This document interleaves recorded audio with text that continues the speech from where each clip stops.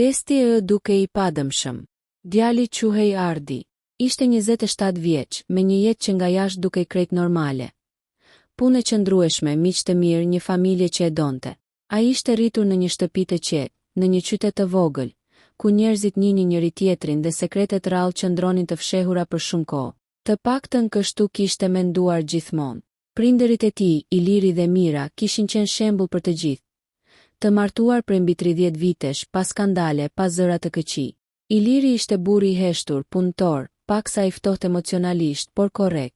Mira ishte e butë, e kujdesshme, gjithmonë me frikë se mos i ndodhte gjë djalit të vetëm. Ardi ishte rritur duke besuar se ishte fryti një dashurie të thjeshtë dhe të ndershme. Asgjë në jetën e tij nuk lajmëronte stuhin që po afrohej. Gjithçka nisi nga diçka e vogël, nga një bisedë e rastësishme. Një mbrëmje, teksa Ardi po pinte kafe me shokët e fëmijërisë, tema kaloi tek testet e Adnës. Njëri prej tyre tregoi se kishte bërë një test online për të parë prejardhjen etnike dhe kishte zbuluar gjëra interesante për gjyshërit. Është interesante, tha shoku. Më dolën disa përqindje që si kisha imagjinuar kurrë. Ardi qeshi. Çfarë do të zbulosh më shumë se kaq? Të gjithë jemi njësoj, por fjala kishte mbetur në mendjen e tij. Jo nga kurreshtja për prejardhjen, por nga diçka tjetër, diçka që e kishte shqetësuar gjithmonë në heshtje. Që fëmijë, Ardi kishte ndjerë se nuk i ngjante plotësisht babai. Iliri ishte shtat shkurtër, me flokë të errët dhe sy kafe. Ardi ishte më i gjatë, me flokë të hapur dhe sy gri. Nëna gjithmonë thoshte se i kishte trashëguar nga gjyshi i saj. Por diçka nuk përputhej. Edhe gjaku i tij kishte qenë gjithmonë ndryshe. Në një kontroll mjekësor, mjeku kishte përmendur se grupi i gjakut i Ardit ishte i rrallë, ndërsa ai i prindërve jo. Atëherë askush nuk i kishte dhënë rëndësi. Tani, pas kaq vitesh, mendimi u kthye si një hije e bezdishme. Po si kurrë? Ai e shtyu mendimin tutje për disa ditë, por një natë i vetëm në dhomë me laptopin përpara, hyri në një faqe që ofronte teste Adnie. Çmimi nuk ishte i lartë. Procedura e thjeshtë, vetëm për kurreshtje, i tha vetes. Klikoi porosit. Pak ditë më vonë, paketa mbërriti. E vogël, e thjeshtë. Asgjë që të tremte. Brenda ishte një tub i vogël, udhëzime dhe një kod. Ardi e mbajti në dorë për disa minuta. Kishte një ndjenjë të çuditshme, sikur po hapte një derë që nuk duhej hapur. Por e injoroi. Është vetëm de, murmuri. Shkencë. Dërgoi mostrën dhe harroi përkohësisht gjithçka. Jeta vazhdoi normalisht. Punë, miq, telefonata nga nëna që e pyeste nëse kishte ngrënë mirë. Babai si zakonisht fliste pak. Asnjë shenjë, asnjë paralajmërim. Derisa erdhi emaili. Subjekti ishte i thjeshtë. Rezultatet tuaja janë gati. Zemra i rahu pak më shpejt. Ul, hapi laptopin, fut kodin. Në fillim gjithçka dukej normale. Përqindje etnike, rajone gjeografike. Ardi buzëqeshi. E dija, mendoi. Asgjë e veçantë. Pastaj syt i ranë në një seksion tjetër. Përputhje familjare. Kurse aty diçka nuk shkonte. Sistemi tregonte njerëz me të cilët Adnia e tij përputhej. Kushërinj të largët, njerëz të panjohur. Deri këtu normale, por një reshtë e bëri të ngrinte kokën menjëherë. Babai biologjik, u gjet. Ardi mendoi se ishte ndonjë gabim teknik.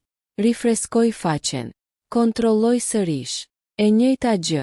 Çfarë do të thotë kjo? Lexoi shpjegimin poshtë. Bazuar në të dhënat ekzistuese. Nuk ka përputhje që të tregoj lidhje prindërore nga ana atërore. Djerës të ftohta i përshkuan shpinën. Ai zbriti më poshtë. Nëna biologjike.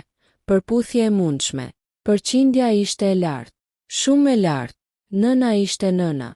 Deri këtu gjithçka në rregull. Por babai nuk ekzistonte në adën e tij. Ardi u ngrit në këmbë. Filloi të ecte në dhomë. Mendja i punonte me shpejtësi. Ndoshta babai im nuk ka bërë test, tha me zë të lartë, duke u përpjekur të qetësohej. Por shpjegimi shkencor nuk linte vend për shumë interpretime. Edhe pa një test të babait, disa tregues bazë duhej të përputheshin. Por këtu sistemi sugjeronte diçka më të frikshme. Ai u ul sërish dhe vazhdoi të lexonte. Në fund të faqes, një mesazh i vogël. Sugjerim. Rezultati juaj tregon një mospërputhje të fortë me modelin tradicional familjar. Në raste të tilla, rekomandohet konsult gjenetike. Ardi ndjeu sikur toka po I lëkundej nën këmbë.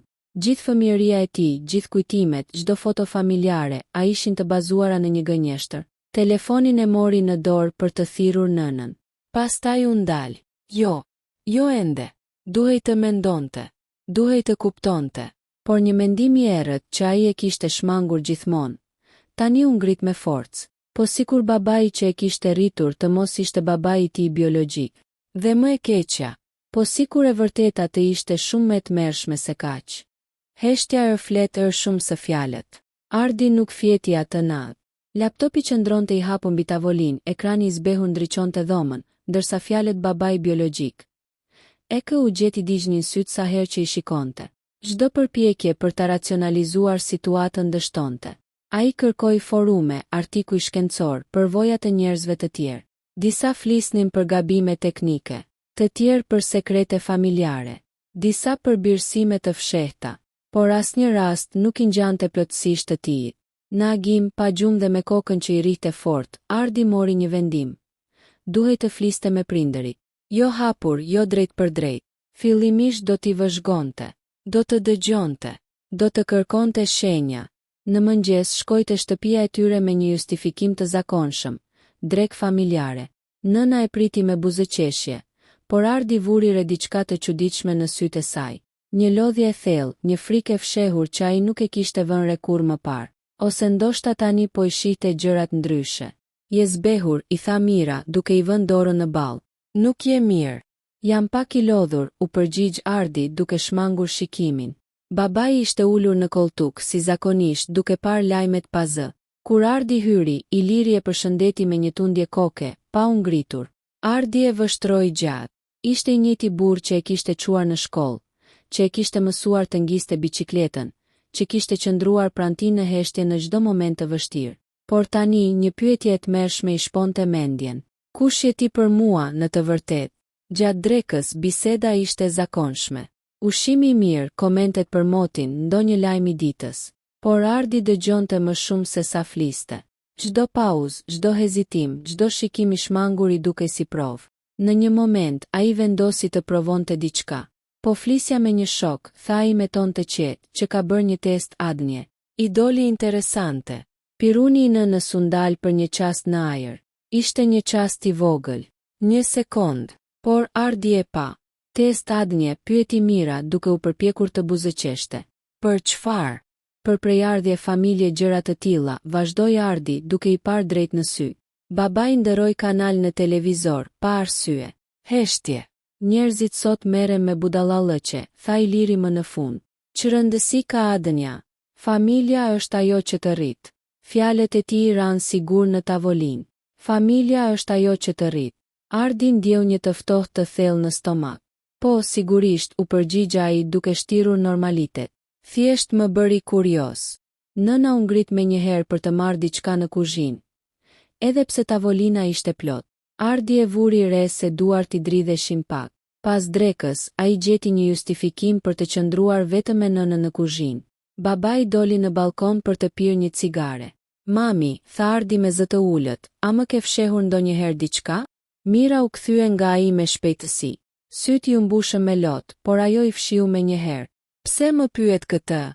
Sepse kam ndjesinë që ka gjëra që nuk I di, u përgjigj ai.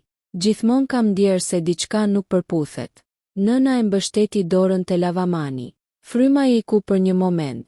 Ka gjëra që bëhen për të mbrojtur fëmijët, tha ajo më në fund. Ndonjëherë e vërteta dhe më shumë se gënjeshtra. Ardi u ngrir. Çfarë do të thotë kjo? Mira ngriti syt drejt tij, e tmerruar. Për një çast Ardi pa diçka që nuk e kishte parë kurrë. Frikë të pastër. Mos hap plagë të vjetra, Ardi, tha ajo me zë që I dridhej. Të lutem. Në atë moment dera e balkonit u hap. Babai u kthye brenda. Çfarë po flisni? Pyeti Iliri duke I parë të dy. Mira u kthye menjëherë te enët. Asgjë. Gjëra kot. Por asgjë nuk ishte më kot. Atë pasdite, kur Ardi u largua nga shtëpia, ai ishte më I bindur se kurrë. Sekreti ishte real. Dhe nuk ishte I vogël. Ishte diçka që I tremte prindërit e tij edhe pas kaq vitesh. Mbrëmjen e po asaj dite, telefoni I tij vibroi. Një email I ri nga kompania e ADN-s. Subjekti. Përditësimi rëndësishëm mbi përputhjet tuaja familjare. Ardi e hapi me duar që i dridheshin. Mesazhi ishte i shkurtër, por fjalët ishin si thik. Është identifikuar një përputhje e fortë gjenetike. Lidhje e mundshme, gjysmë vëlla. Gjysmë vëlla. Ai nuk kishte pasur kur vëlla. Poshtë ishte një emër që ai nuk e kishte dëgjuar kur. Dhe një vendndodhje. E njëjta zonë ku prindërit e tij kishin jetuar para se ai të lindte. Ardi u mbështet pas murit. Fryma i merrej. Kjo nuk ishte më thjesht një dyshim. Emri RK duhej të ekzistonte. Ardi e lexoi emailin edhe një herë, pastaj edhe një herë tjetër. Sikur duke e përsëritur, fjalët do të ndryshonin kuptim. Gjysmë vëlla i mundshëm. Emri ishte i thjesht, Erion K. Mosha e përafërt, 29 vjeç. Vendndodhja, një qytet i vogël, jo më larg se 2 orë nga vendi ku Ardi kishte lindur. 2 vite më i madh se ai. Ardi u ul ngadalë në shtrat. Nëse ky njeri ishte vërtet gjysmë vëllai i tij, do të thoshte vetëm 2 gjëra. Ose nëna e tij kishte pasur një jetë tjetër që nuk ja kishte treguar kurrë, ose babai i tij nuk ishte ai që mendonte. Por rezultati i Adens ishte i qartë. Nëna përputhej. Babai jo. Një mendim i errët i rrëshiti në mendje, si një gjarpër i ftohtë. Po sikur të dy të mos kishin të njëjtin baba, por të njëjtën nën. Ai u ndjej sëmur. Për disa orë, Ardi nuk bëri asgjë. Vetëm rinte, duke shikuar murin, duke dëgjuar zhurmën e orës që numëronte sekonda drejt diçkaje të pashmangshme. Pastaj me një lëvizje të vendosur, u ul te laptopi dhe hapi profilin e përputhjes. Platforma ofronte një mundësi kontakti. Mesazhi ishte bosh. Çfarë i shkruan dikujt që mund të jetë gjysmë vëllai i yt? Dikujt që mund të jetë çelësi një sekreti që familja jote e ka mbajtur të varrosur për dekada. Pas disa minutash hezitimi, ai shkroi: Përshëndetje. Më quajnë Ardi. Sistemi tregon se mund të kemi lidhje familjare. Nuk e di nëse është gabim apo jo, por mendova të shkruaj. E lexoj 3 herë. Pastaj klikoj dërgo. Me një herë u pendua. Çdo minutë që kalonte pa përgjigje e bënte më nervoz. Mendja i krijonte skenar. Ndoshta ishte mashtrim. Ndoshta njeriu tjetër nuk do të përgjigjej kurrë. Ndoshta gjithçka ishte një keqkuptim i madh. Telefoni i ra një njoftim. Vetëm pas 20 minutash. Ardi e hapi me zemër që i rrihte fort. Përshëndetje Ardi. Edhe mua më ka dalë kjo përputhje. Të them të drejtën, më ka shqetësuar prej ditësh. Edhe unë po kërkoj përgjigje. Ardi ndjeu një përzierje frike dhe lehtësimi. Nuk ishte i vetëm. Ai u përgjigj me një herë. A e di kush janë prindërit e tu biologjik? Përgjigja erdhi pas pak minutash, por ishte shkurtër. Jo të gjithë. Ardi ngriti vetullat. Çfarë do të thotë kjo? Këtë herë përgjigja vonoi më shumë. Pastaj erdhi. Jam rritur në jetimore deri në moshën 6 vjeç. Më pas jam adoptuar. Më kanë thënë vetëm emrin e nënës sime biologjike. Nuk e kam njohur kurrë.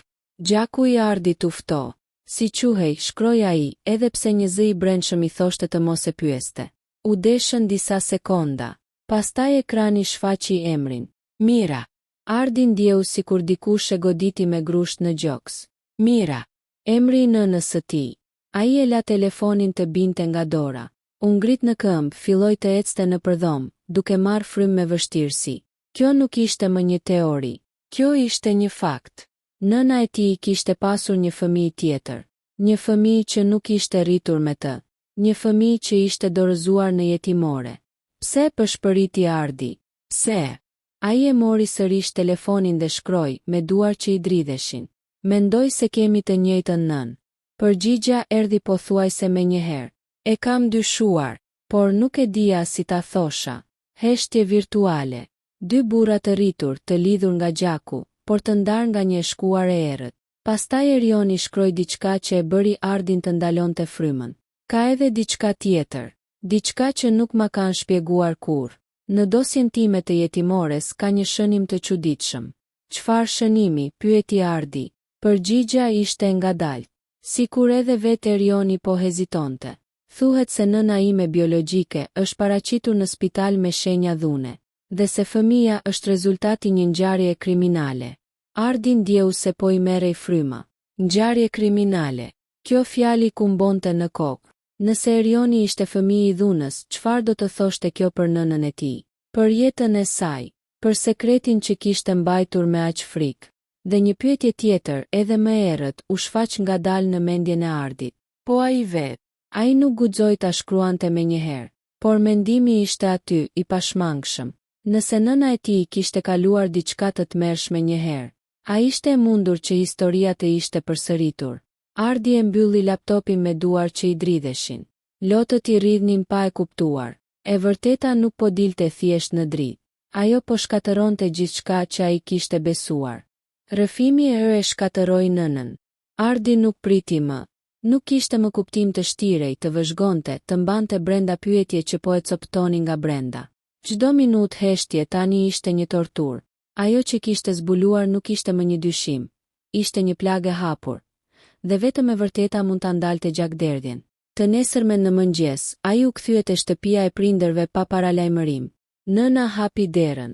Sapo e pa fytyrën e tij, e kuptoi menjëherë që diçka kishte ndodhur. Ardi nuk ishte më djali i qetë që vinte për kafe. Syti kishte të skuqur, fytyrën të tendosur, zërin të prerë. Duhet të flasim, tha ai shkurt. Mira u tërhoq një hap mbrapa, sikur trupi i saj e dinte se ajo që po vinte nuk mund të shmangej më. Babai nuk ishte në shtëpi. Kuzhina ishte e heshtur. Ora në mur bënte tik-tak, çdo rrahje një goditje në nervat e Ardit. Ai ul përballë nënës së tij, pa e hequr shikimin nga sytë e saj. Kam bërë test ADN, tha ai. Mira u zbardh në fytyrë. Ardi, mos e ndërpreu ai. Mos më gënje. Jo më. Ai nxori telefonin dhe e vendosi mbi tavolinë. Hapi emailin. Ja ktheu ekranin nga ajo.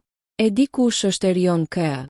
Duart e Mirës filluan të dridheshin aq fort, saqë mezi po e mbante veten ulur. Ajo e pa emrin dhe sytë ju mbushën me lot. Nga e di këtë emër, përshpëriti ajo. Zëri i saj u thye. Në atë moment Ardi e kuptoi, gjithçka ishte e vërtetë. Është gjysmë vëllai im, tha ai me zë të fortë. Është djali yt. Mira mbuloi fytyrën me duar. Supet i dridheshin. Lotët i rridhnin pa kontroll.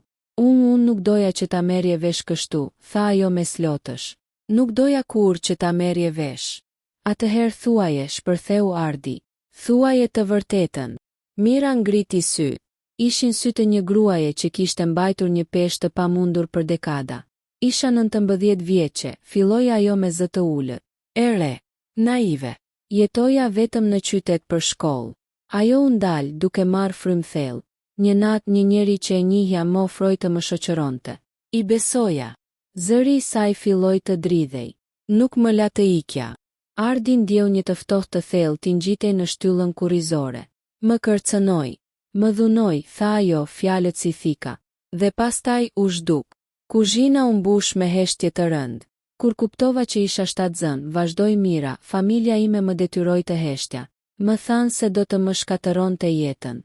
Që askush nuk do të më pranonte. Lotët i rridhnin pa pushim. Erioni lindi dhe ma morën nga krahët. E quan në jetimore. Unë nuk e pash më kur. Ardi ndjeu zemrën t'i coptohej. Pse nuk më the kur, pyeti ai me zë të thyer. Sepse mendova se e kaluara duhej të vdiste, tha ajo. Sepse kisha frikë. Sepse kur u martova me baban tënd dhe linda ty, mendova se Zoti më kishte dhënë një shans të dytë. Ardi ngriti kokën. Po babai im biologjik. Mira uli sy. Nuk e di kush është, tha ajo. Nuk e pash kur më. Nuk e kërkova. Doja vetëm ta harroja. Heshtje. Pastaj Ardi bëri pyetjen që e kishte frikë më shumë. Po unë.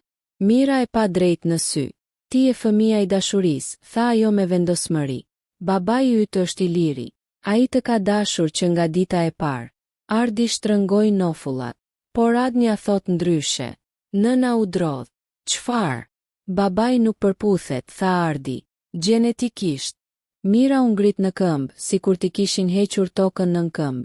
Jo, kjo s'është e mundur, përshpëriti ajo. Pastaj u mbështet te tavolina, e thyer. Atëherë ka edhe diçka tjetër, tha ajo me zë pothuajse të padëgjueshëm. Ardi ngriti kokën me shpejtësi. Çfarë? Mira mbylli syt. Ka pasur një natë, tha ajo. Një natë që nuk e kam treguar kur. Një natë para se të njihem me Ilirin. Ardi ndjeu zemrën t'i ndalonte për një çast. Një natë që më ka ndjekur gjithë jetën, vazhdoi ajo. Dhe që tani po më kthehet si mallkim. Lotët I rridhnin sërish. Ardi ka mundësi që ti. Ajo nuk arriti ta përfundonte fjalin. Por Ardi e kuptoi. Dhe ajo që po kuptonte ishte më e tmerrshme se çdo gjë tjetër. E vërteta që duhet të lindte kurrë. Ardi nuk foli për disa sekonda. Ndoshta minuta. Koha duke sigurisht e ngurtësuar mes tyre, në atë kuzhinë të vogël ku e vërteta po dilte cop-cop, si një trup I varrosur keq. Thuaje, tha më në fund, me zë të ulët por të fortë. Mos e lër pezull. Thuaje gjithçka. Mira u ul ngadalë në karrige. Duke I më e vogël se kurrë, sikur vitet e peshës që kishte mbajtur mbi supe e kishin shtypur trupin e saj nga brenda. Pas asaj që ndodhi me Erionin, filloi ajo. Unë nuk isha më e njëjta. Isha e thyer. I friksuar. Nuk I besoja askujt. Ajo shtrëngoi duart fort. Një mbrëmje po kthehesha vonë nga puna. Ishte errësirë. Një makinë u ndal pranë meje. Ardi ndjeu stomakun t'i shtrëngohej. Nuk ishte I njëjti njeri, tha ajo shpejt, sikur ta parandalonte mendimin më të keq. Por ishte e njëjta ndjenjë pa fuqie. Ajo ndaloi. Mori frym thellë. Ai nuk foli shumë. Gjithçka ndodhi shpejt. Ishte brutale. Ardi u ngrit në këmbë, duke ecur disa hapa larg. Duart I dridheshin. Çdo fjalë nënës ishte si një goditje e drejtpërdrejt në shpirt. Nuk I thash askujt, vazhdoi Mira. As familjes, as policisë, askun. Dhe pastaj pyeti Ardi mezi duke nxjerrë zë. Pastaj u njoha me Ilirin, tha ajo. Ishte I mirë, I qetë, I ndershëm. Më dha ndjesinë e sigurisë që nuk e kisha pasur kurrë. Lotët I rridhnin faqeve. Kur zbulova që isha 7 zën, nuk e dija të vërtetën. Nuk e dija kush ishte babai yt biologjik. Ardi u ndal. Do të thuash? Po, tha Mira, duke ngritur syt me dhimbje. Ekziston mundësia që ti të jesh fëmia I një krimi. Fjalët ranë si një bombë. Ardi ndjeu se po I merrej fryma. Mendja I bërtiste, trupi I refuzonte fjalët. Jo, përshpëriti ai. Jo. Iliri nuk e dinte, vazhdoi Mira. Ai besonte se ti ishe djali I tij. Dhe për mua ti ishe shpresa ime. Arsyeja pse u ngrita çdo mëngjes. Ardi mbështeti ballin te muri. Lotët I rridhnin pa zhurmë. Gjithë jetën time, tha ai me zë të thyer. Kam qenë rezultati diçkaje që nuk duhej të ndodhte? Mira u ngrit dhe u afrua, por Ardi u tërhoq instinktivisht. Ti nuk je krim, tha ajo me dëshpërim. Ti je jetë, je dritë. I arsyeja pse unë mbijetova, por fjalët nuk mjaftonin. Erioni, tha Ardi papritur. Edhe ai. Mira uli kokën. Po, 2 djem, 2 jetë, 2 plag nga e njëjta errësirë. Pse mbajte njërin dhe jo tjetrin, pyeti Ardi, pa e ditur as vetë nëse donte përgjigje.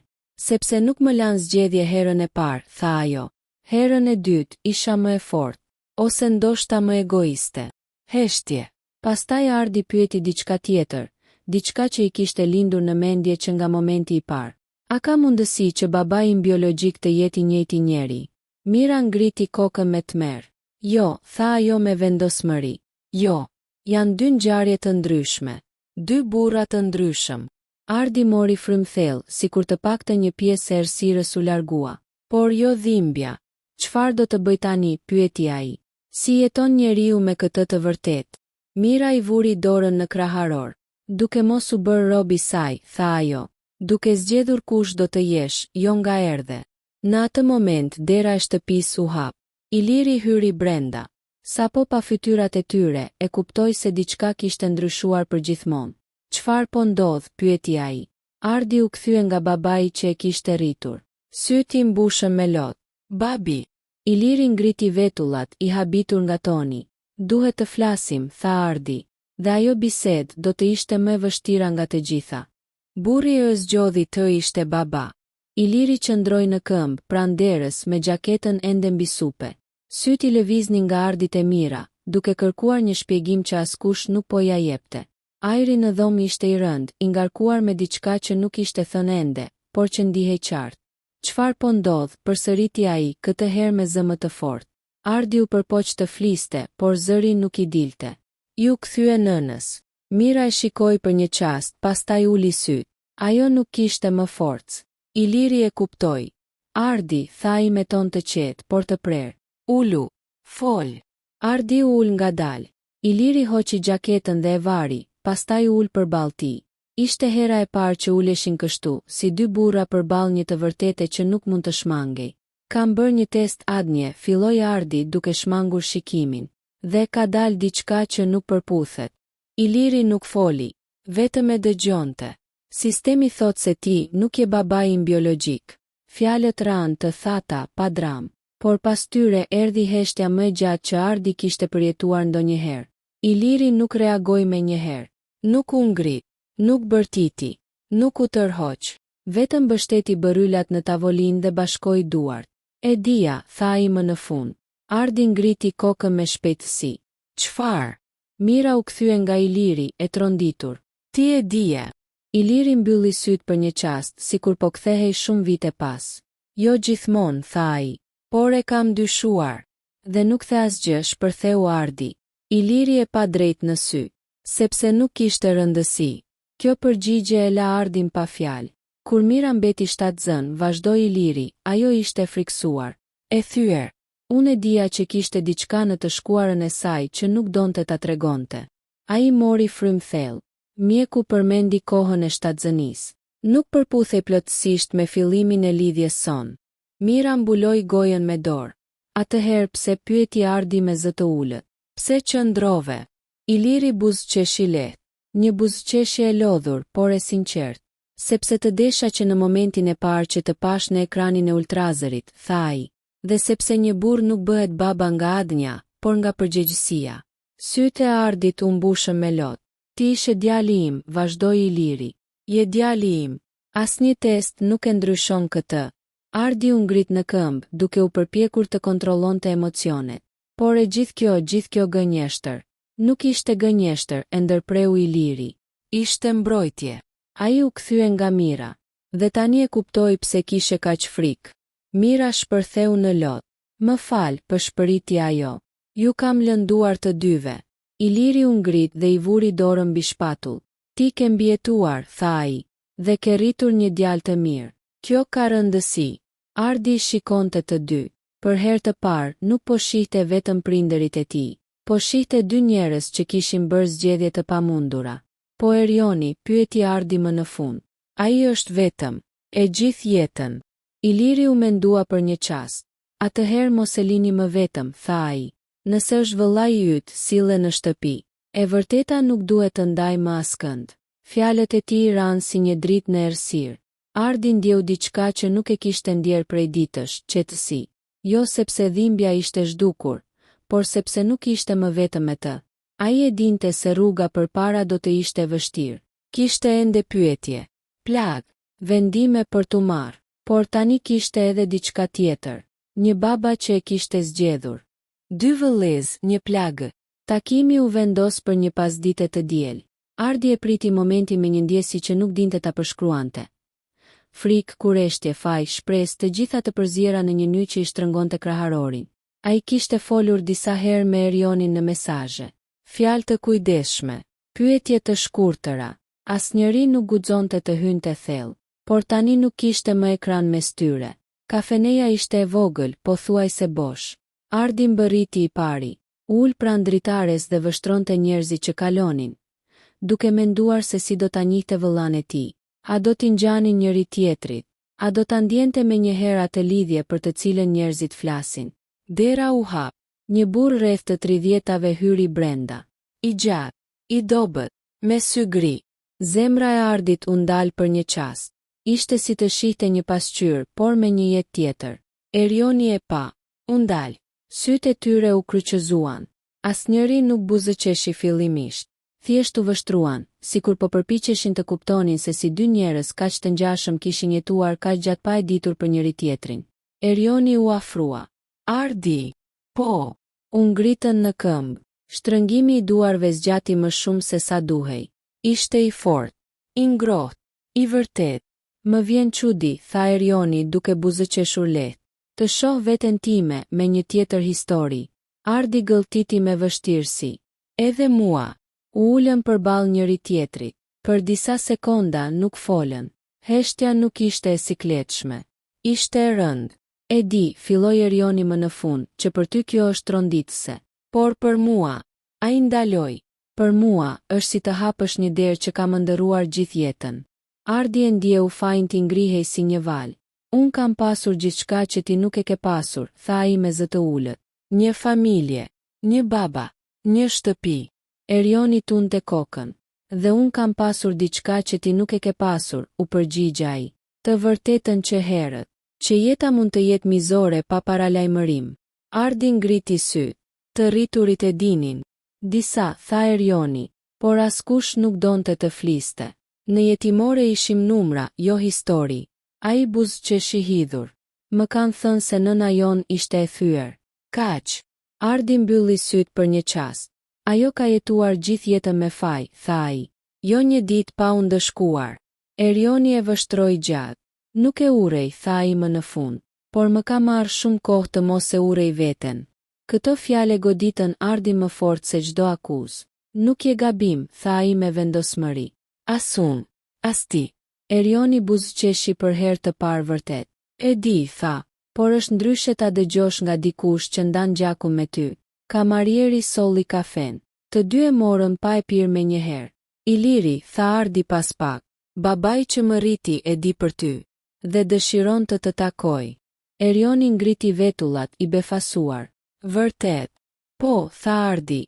Ai thot se familja nuk duhet të ndahet më. Erioni uli shikimin. Syti u mbushën me lot, por ai nuk i fshiu. Gjithë jetën time, tha ai ngadalë, kam menduar se askush nuk më kishte zgjedhur. Se isha thjesht një gabim. Ai ngriti kokën. Kjo ndryshon gjithçka.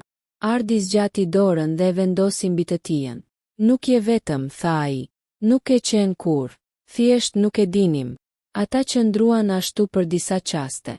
Dy vëllezër, dy histori të ndryshme, një dhimbje përbashkët që për herë të parë po ndahej. Por ndërsa Ardi ndjente se diçka po shërohej brenda tij, një mendim i errët nuk e linte rehat. Nëse Adnia kishte zbuluar kaq shumë, çfarë tjetër mund të dilte ende në dritë, sepse e shkuara rallëherë mbaron aty ku mendon. Dosja e re duhet hapur. Ishte Erioni ai që e gjeti i pari. Disa ditë pas takimit të tyre, ai dërgoi Ardit një mesazh të shkurtër, por mjaftueshëm të rënd sa t'i ngrinte me njëherë pulsin. Ka marrë kopje të dosjes sime nga jetimorja. Ka diçka që duhet ta shohësh. Ata u takuan sërish, këtë herë jo në një kafene, por në apartamentin e vogël të Erionit. Muret ishin të zhveshura, mobilimi i thjesht. Një shtëpi që dukej më shumë si stres sesa si vend ku dikush kishte rënë. Erioni nxori një zarf të trash nga një sirtar. Këtë e kam kërkuar disa herë, tha ai. Gjithmonë më jepnin vetëm faqe të censuruara. Këtë herë jo. Ai e hapi zarfin me kujdes, sikur po prekte diçka të shenjtë dhe të rrezikshme njëkohësisht. Brenda ishin dokumente të vjetra, letra të verdha nga koha, disa raporte mjekësore, shënime sociale, dhe në fund një faqe që dukej ndryshe nga të tjera. Ardi e mori në dorë. Titulli ishte i ftohtë, administrativ. Raport shtesë, konfidencial. Ai lexoi rreshtat e parë dhe ndjeu stomakun t'i shtrëngohej. Çfarë thot? Pyeti Erioni, edhe pse e dinte përgjigjen. Thot se nëna jon është marrë në pyetje nga policia, u përgjigj Ardi ngadalë. Jo vetëm si viktim. Erioni u ngurtësua. Si çfarë? Ardi vazhdoi të lexonte, zëri i tij gjithnjë më i ulët. Thuhet se ngjarja është hetuar si incident me autor të njohur. Ka një emër. Ai ndaloi. Një emër që nuk është censuruar. Erioni u afrua. Lexoje. Ardi e lexoi. Emri ishte i zakonshëm. Shumë i zakonshëm. Aq i zakonshëm sa që pikërisht kjo e bënte edhe më të frikshëm. Dhe mbiemri. Ardi e njohu me njëherë. Ishte mbiemri i Lirit para se të martohej. Jo, përshpëriti Erioni. Kjo s'ka kuptim. Ardi tunte kokën ngadalë. Raporti thot se personi ishte një i afërt i rrethit familjar. Se çështja është mbyllur për mungesë provash dhe presion social. Heshtje. E rënd. Shurdhuese. Po thua se Erioni nuk arriti ta përfundonte fjalinë. Po them se dikush shumë pran familjes son, tha Ardi, ka qenë i përfshirë. Erioni u ul në divan, duke mbajtur kokën me duar. Atëherë gjithçka është gënjeshtër, tha ai. Gjithçka. Ose jo, u përgjigj Ardi. Dhe kjo është pjesa më e tmerrshme.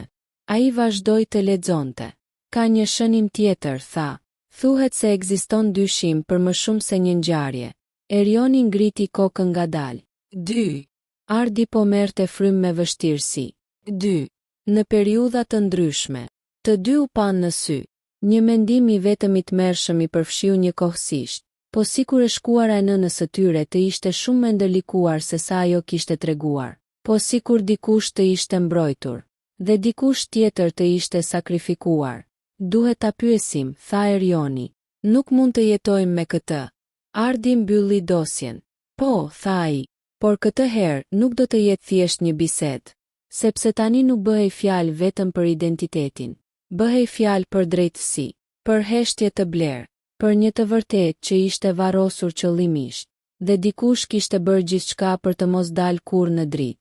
E vërteta askush e këdonte të dëgjonte.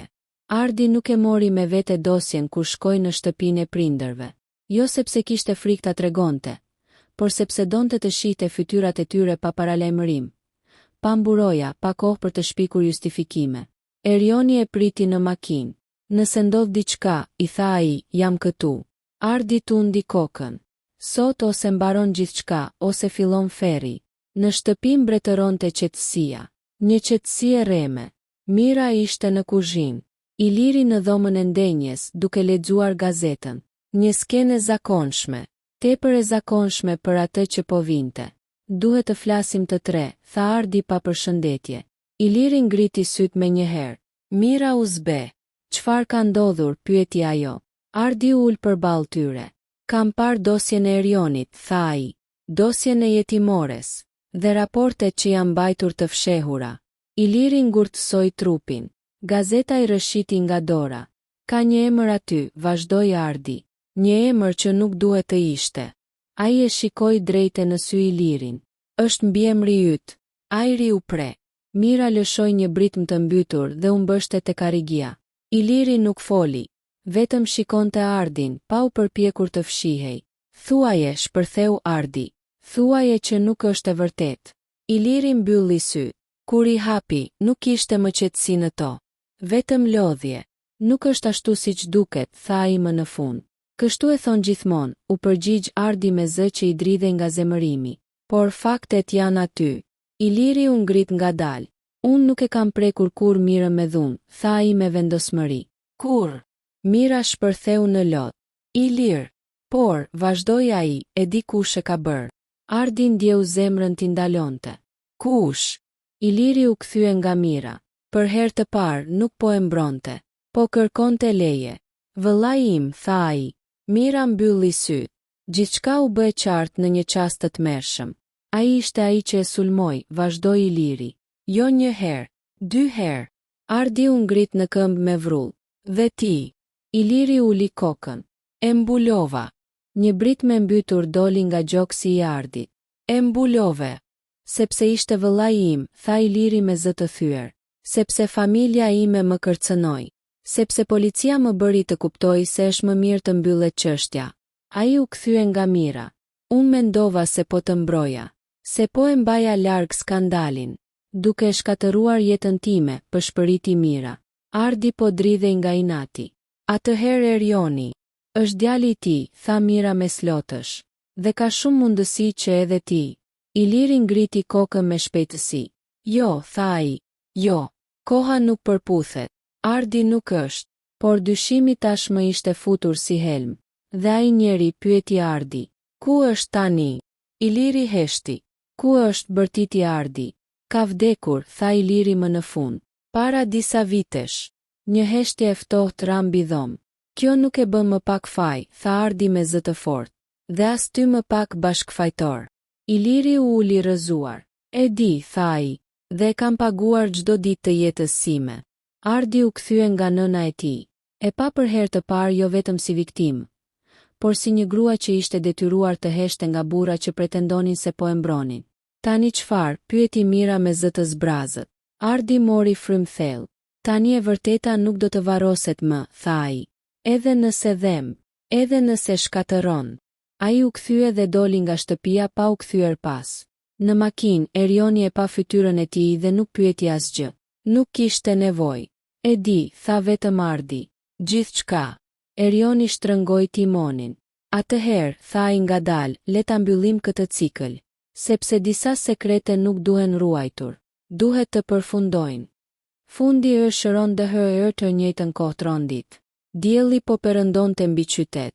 Qielli ishte ngjyrë portokalli dhe hiri, sikur natyra vet po pranonte se një kapitull i gjatë po mbyllej. Ardi qëndronte përballë dritares së shtëpisë së tij të re, shtëpisë ku për herë të parë kishte vendosur të ishte vetvetja pa frikë, pa gënjeshtra, pa fshehje. Në telefon kishte mesazhin e fundit nga Erioni. Do të vi të dielën. Duhet të fillojmë nga fillimi. Ardi buzëqeshi lehtë, një buzëqeshje të cilën nuk e kishte ndjer prej javësh. Jo sepse e gjithë dhimbja ishte zhdukur, por sepse për herë të parë ndjeu shpresë. Ai e dinte tani se një familje nuk është thjesht dhe, nuk janë sekretet apo gënjeshtrat që e bëjnë atë të fortë. Është vendimi për të qëndruar pranë njëri tjetrit edhe kur gjithçka rreth tyre duket e thyer. Në kuzhinë Mira po përgatiste çaj. I qeshuri i saj ishte i butë, i ngrohtë, dhe Ardi kuptoi se dhimbja e saj, edhe pse e madhe, nuk kishte shkatëruar mundësinë për të mbjetuar dhe dashuruar përsëri. Iliri qëndronte pranë, pa fjalë, duke kuptuar që burëria nuk matet me gjak, por me përgjegjësi. Ai kishte bërë gabime, po tani po qëndronte aty, duke pranuar të vërtetën, duke pranuar fajin dhe dashurinë njëkohësisht. Kur Erioni hyri, heshtja e tyre u shndërrua në diçka tjetër. Nuk kishte më frikë, nuk kishte më dyshim. Vetëm dy vëllezër që përballeshin me të kaluarën dhe vendosnin të ndajnë të tashmen. Nuk është vonë, tha Ardi, duke e parë drejt në sy. Ne mund të fillojmë nga e para. Si vëllezër, si familje. Erioni buzëqeshi. Ai e kuptoi që çdo plag kishte mundësinë të shërohej kur dikush zgjedh të mos mbajë hatër. Kur dikush zgjedh të ndajë dhimbjen dhe jo vetëm të fshehë të vërtetën. Ata ulën të tre, për të parë diellin që perëndonte, për të ndarë heshtjen dhe të ardhmen e tyre. Një histori e errët kishte dalë në dritë, por ajo nuk ishte fundi i tyre. Ishte fillimi i një kapitulli të ri, ku e vërteta, dashuria dhe përgjegjësia do të ishin udhërfyes. Ardi e kuptoi një gjë thelbësore. Ndonjëherë të shohësh të vërtetën mund të lëndoj, por ajo është vetmja rrugë për të ndërtuar diçka të fortë dhe të vërtetë. Në fund, nuk kishte faj të fshehur që mund të mbetej më gjatë. Nuk kishte sekrete që do të shkatëronin dashurinë mes njerëzve që duan të jenë njëri për tjetrin. Historia e tyre nuk ishte e përfunduar, por tani kishte një themelet e qarta. Dashuria familjare nuk matet me deje, por me zgjedhje që bëjmë, me guximin për të thënë të vërtetën dhe me zemrën për të falur. Dielli ra pas horizontit. Dritat e qytetit u ndezën një nga një, dhe një histori që kishte filluar me tmerr dhe fshehtësi, po përfundonte me shpresë dhe rikthim. Ardi e dinte tani. Çdo e vërtetë e tmerrshme mund të shërohet, nëse guxon të përbesh me të dhe të zgjedhësh dashurinë mbi gjithçka.